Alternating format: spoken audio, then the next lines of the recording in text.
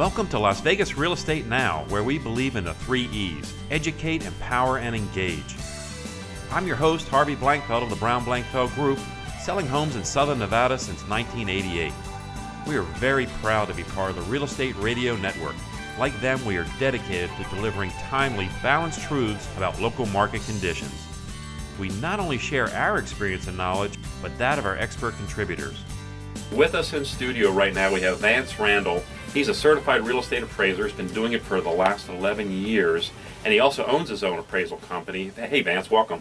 Thanks. Shelley and I talked about last week what sellers need to do to their home to make it right, spend the right money, not the wrong money. I know that you have some opinions about that too. A lot of homeowners that I speak with still figure you go and spend $4,000 or $5,000 on new windows and then it affects their value the same way. Well, it doesn't really do that. What happens is, appraisers look at the comparable market around them, the neighborhood, what they sold for. Right. Homeowners need to have their property in similar or average condition to what the rest of the market is in their neighborhood.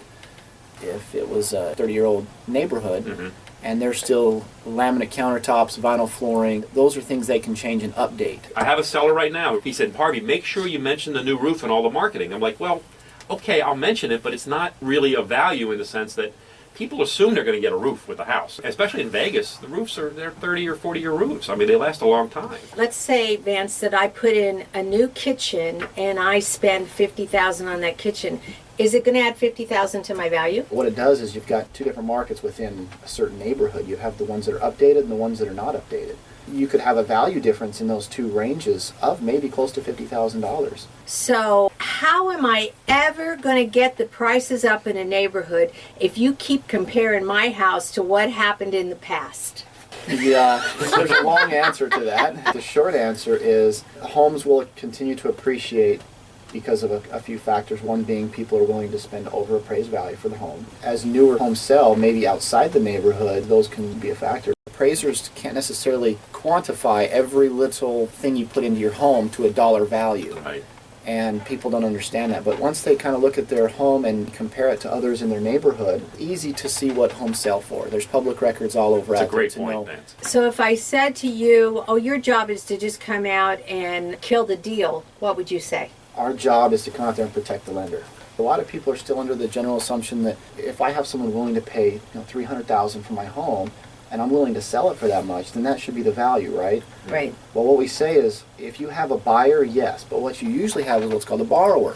If you're borrowing money from a bank, it's really the bank's decision on what that home's worth. Right. And they put that in our hands. You're the eyes of the bank. What is the market now? Are we going up? Are we going down? We're probably a little stable, but we also have a lot of micro markets that are increasing. There's a thing out there that a lot of homeowners use called AVMs. Automation valuation model. So a computer just says, based on the numbers, your house is worth X. Right. Without seeing. And they have no clue what's in your house. Right. They just know where it is, how big it is, and what the taxes were. What this fails to do is differentiate between so many different types of transactions. A trustee sale is also a recorded deed. A short sale is also going to be included in there. Okay, what's a trustee sale? The bank has now taken over and sold it at auction. Again, it doesn't differentiate between market areas. Right. So you may be located one street over from a guard-gated country club. It's going to include all those sales in that guard-gated country club. So when you go into a home and you're differentiating one home from another, what are the first things you're looking at? Overall condition of the property and its upgrades. Again, we don't necessarily want it over-improved for the neighborhood because lenders are scared of that. I won't necessarily pull my set comparables because I want to look at the property first. This is a discussion I have with my fellow realtors all the time. They're at the appraisal to meet you there, and they bring you their comparables. I don't do that anymore. I mean, because I think it's insulting. it is. It's silly. Yeah. Well, here's what I do though. I tell my sellers, put together a list of the improvements you've made in this house. And when the appraiser comes by, just give it to them. It's good for the sellers to be able to provide that. Okay, good. Is an appraisal subjective? I love this question. He's thinking. It's opinion-based, but we have to support those opinions. Hey, Vance, thanks so much, man. Great job today. You're welcome. Thanks for listening to Las Vegas Real Estate Now.